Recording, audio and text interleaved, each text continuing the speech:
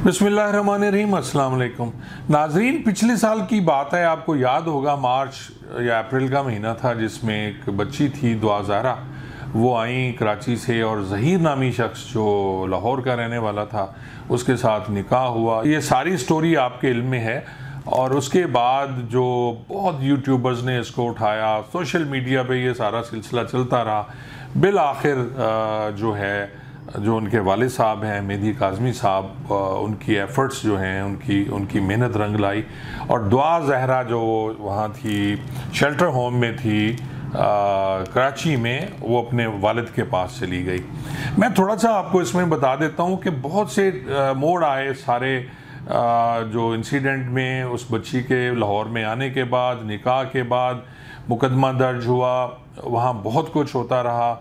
फिर ज़हीर की बेल हुई, बेल रिजेक्ट हुई, फिर ज़हीर की आफ्टर अरेस्ट बेल जो है वो मंजूर हो गई, वो बाहर आ गया और इस बच्ची को हाई कोर्ट के हुक्म पे जो है वो वहाँ जो है शेल्टर होम में रखा गया कराची में। और बहुत अच्छा वो रही और वो अपनी इस बात पे कायम रही कि जी ज़हीर उसका हस्बैंड है और वो उसी के साथ रहना चाहती है।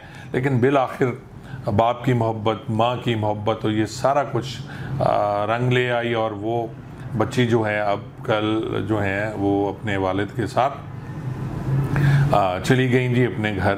नाज़रीन, ये बड़ा अंदोनाक हादसा था कि जिसमें दुआ ज़हरा आई और अल्लाह ताला रहम करे कि जी सब, मैं भी बेटी वाला हूँ और तमाम लोग ऐसे लोग जिनके घर बेटियाँ हैं, बहनें हैं, उनके लिए ये बड़ा अजीब सा था। जब ये सारा कुछ शुरू हुआ तो पहले दिन ही मैंने कह दिया था कि ये गलत है, लेकिन इस पे मैंने फिर ये भी कहा था कि लीगली, क्योंकि दो तरीके से इस पे बात होती थी, एक कानूनी तरीका या कानून उसमें क्या कहते हैं और दूसरा अखलाक, उसमें अखलाकियात क्या कहती हैं और हमारा माशरा क्या कहते हैं।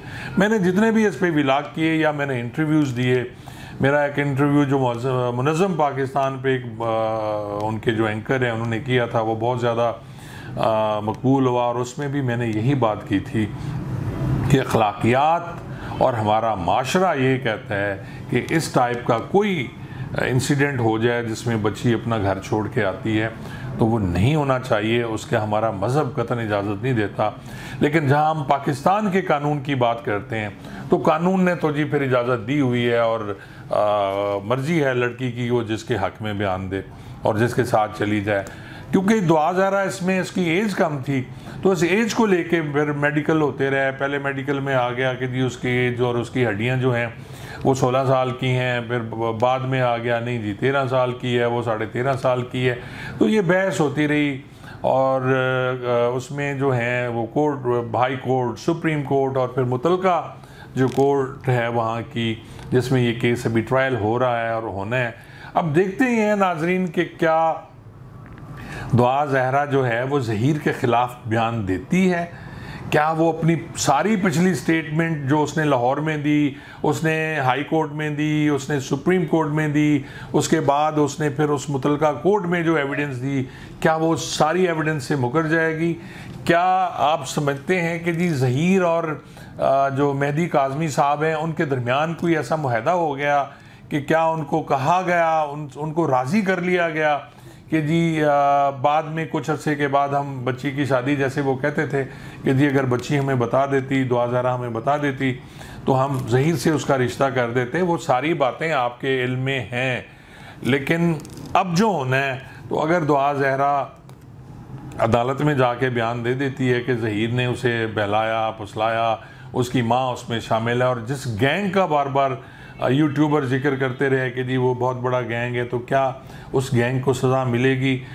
ये अब आने वाला वक्त ही बताएगा कि जी सब कुछ डिपेंड करता है। मैंने पहले दिन से कहा था, जब तक दुआ ज़हरा कायम रही अपनी उस बात पे कि जी वो ज़हीर की बीवी है और उसी के साथ जाना चाहती है, बावजूद इतने प्रेशर के ज़हीर का कुछ नहीं हो सका।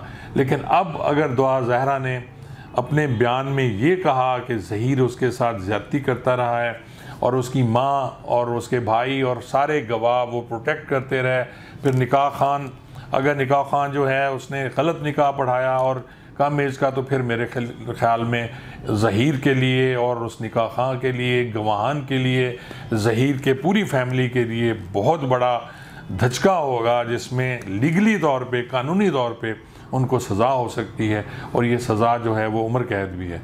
अब देखें, दुआ ज़हरा के बयान पे डिपेंड करता है, आइंदा कुछ दिनों में ये आपको पता चल जाएगा।